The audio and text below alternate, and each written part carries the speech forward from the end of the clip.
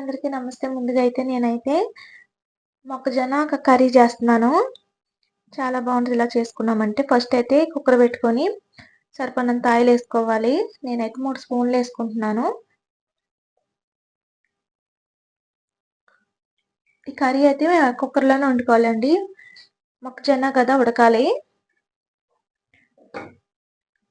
చిన్నగా కట్ చేసుకున్న పచ్చిమిరకాయలుని సన్నగా కట్ చేసుకున్నానండి. నేనైతే సన్నగా ఉల్లిగడ్డలు కూడా 2 ఉల్లిగడ్డలు కట్ చేసుకున్నాను. ఈ 2 ఆయిల్ ఇటెక్కింది కదా, ఇందులో వేసేసుకోవాలి.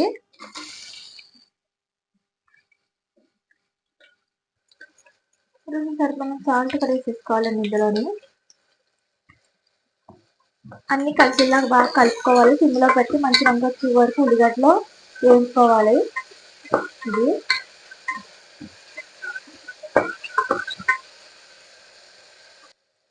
ఇందులోనే అల్లం పేస్ట్ కూడా వేసుకోవాలండి.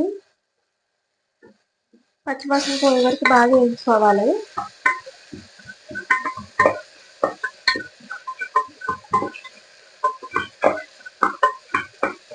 మంచి రంగు వచ్చే వరకు వేయించుకోవాలండి. పచ్చివాసన పోయే వరకు బాగా వేగనివ్వాలి. అల్లం కదా స్మెల్ రాకుండా ఉంటుంది. నేనైతే మొక్కజొన్న ఉన్నాయి కదా, ఇందులో వేసేసుకుంటున్నానండి నేనైతేని.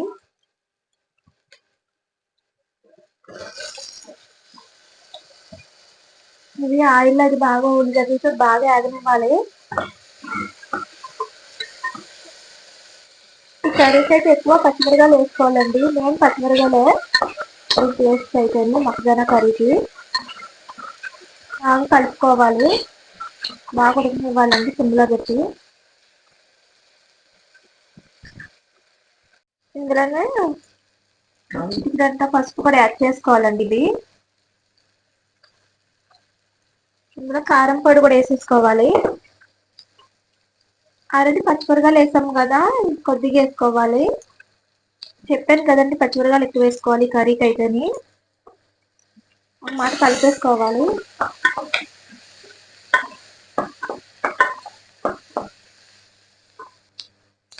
ఇందులో 1 స్పూన్ ధనియాల పొడి వేసుకోవాలండి.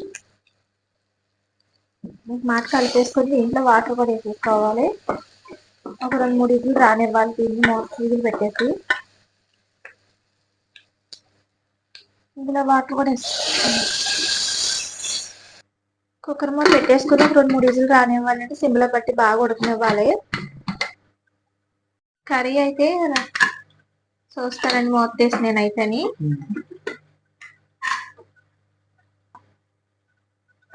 మాట కలుపుకోవాలండి. ఇంకొక 2 నిమిషాలు ఉడకనివ్వాలి. లైట్గా గరం మసాలా వేసుకోవాలి. ఇందులోని దగ్గర ఉడకనివ్వాలి. ఇది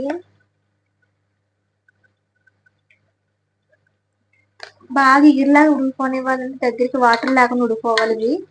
ఇది నార్మల్ గా కూడా తినొచ్చు. ఇది మామూలుగా కూడా తినేయచ్చు. రైస్ లో కూడా బాగుంటది. చపాతీలో కూడా బాగుంటది ఇలా చేసుకుని తిన్నామంటేని. కొంచెం కారం తక్కువ కావాలంటే కారం కూడా తక్కువ వేసుకుని తినొచ్చు చేసుకుని. నువ్వు పైకి వచ్చేయాలండి. ఇలా చేసుకున్నామంటే సూపర్ ఉంటది. ఇంకా అసలు వేరే లెవెల్లో ఉంటది.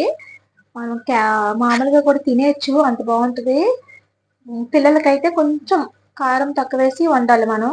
ఎందుకంటే పిల్లలు కదా కొంచెం మండిపోతుంది వాళ్ళకి. పైకి ఉంటే తినలేరు.